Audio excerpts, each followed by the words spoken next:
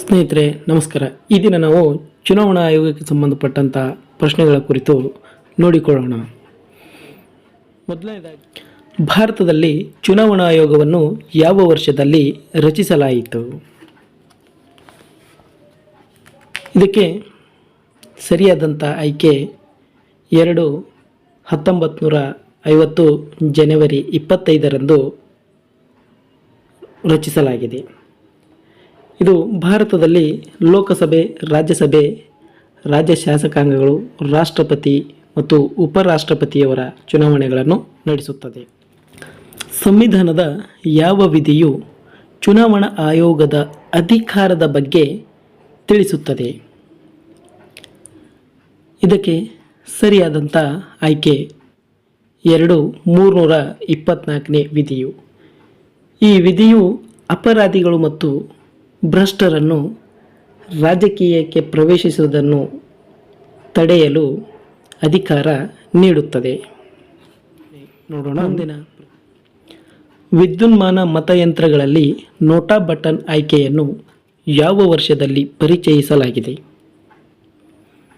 ಇದಕ್ಕೆ ಸರಿಯಾದಂಥ ಆಯ್ಕೆ ನವೆಂಬರ್ 2013ರಲ್ಲಿ ಪ್ರಥಮ ಬಾರಿಗೆ ನೋಟಾ ಬಟನನ್ನು EVMಗಳಲ್ಲಿ ಅಥವಾ ವಿದ್ಯುನ್ಮಾನ ಮತಯಂತ್ರಗಳಲ್ಲಿ ಅಳವಡಿಸಲಾಗಿದೆ. ನೋಡೋಣ ಮುಂದಿನ ಪ್ರಶ್ನೆ. ಯಾವ ವಿಧಿ ಅಡಿಯಲ್ಲಿ ಭಾರತದ ವಿವಿಧ ರಾಜ್ಯಗಳಲ್ಲಿ ಚುನಾವಣೆಗಳನ್ನು ಕಲ್ಪಿಸಲಾಗಿದೆ? ಸರಿಯಾದಂಥ ಆಯ್ಕೆ 3243 ಕೆ.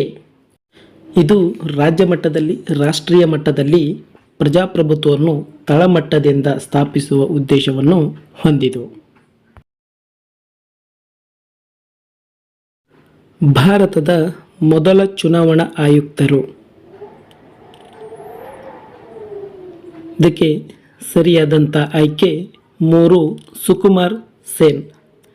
ಇವರು ಮಾರ್ಚ್ 21, 1950ರಿಂದ ಡಿಸೆಂಬರ್ 1958ರವರೆಗೆ ಸ್ವತಂತ್ರ ಭಾರತದ ಮೊದಲ 2 ಸಾರ್ವತ್ರಿಕ ಚುನಾವಣೆಗಳನ್ನು ನಿರ್ವಹಿಸಿದರು. ಅದೇ ರೀತಿ ನೋಡೋಣ ಮುಂದಿನ ಪ್ರಶ್ನೆ. ಮುಖ್ಯ ಚುನಾವಣಾ ಆಯುಕ್ತರನ್ನು ಯಾರು ನೇಮಕ ಮಾಡುತ್ತಾರೆ? ಸರಿಯಾದಂಥ ಆಯ್ಕೆ 1 ರಾಷ್ಟ್ರಪತಿಯವರು.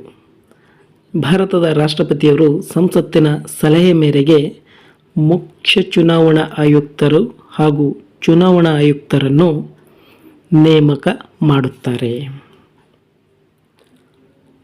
ಮುಂದಿನ ಪ್ರಶ್ನೆ. ರಾಜ್ಯ ಚುನಾವಣಾ ಆಯುಕ್ತರನ್ನು ಯಾರ ಶಿಫಾರಸಿನ ಆಧಾರದ ಮೇಲೆ ತೆಗೆದುಹಾಕಬಹುದು? ಇದಕ್ಕೆ ಸರಿಯಾದಂಥ ಆಯ್ಕೆ 2 ಮುಖ್ಯ ಚುನಾವಣಾ ಆಯುಕ್ತರು. ಮುಖ್ಯ ಚುನಾವಣಾ ಆಯುಕ್ತರ ಶಿಫಾರಸಿನ ಮೇರೆಗೆ ರಾಷ್ಟ್ರಪತಿಯವರು ರಾಜ್ಯ ಚುನಾವಣಾ ಆಯುಕ್ತರನ್ನು ಪದಚ್ಯುತಗೊಳಿಸುತ್ತಾರೆ. ಮುಖ್ಯ ಚುನಾವಣಾ ಆಯುಕ್ತರ ಮೇಲ್ವಿಚಾರಣೆಯಲ್ಲಿ ಯಾರ ಚುನಾವಣೆ ನಡೆಯುವುದಿಲ್ಲ? ಇದಕ್ಕೆ ಸರಿಯಾದಂಥ ಆಯ್ಕೆ 3 ಗ್ರಾಮ ಪಂಚಾಯತ್. ಇಲ್ಲಿ ಗ್ರಾಮ ಪಂಚಾಯತ್ ಚುನಾವಣೆಯನ್ನು ರಾಜ್ಯ ಚುನಾವಣಾ ಆಯೋಗವು ನಡೆಸುತ್ತದೆ.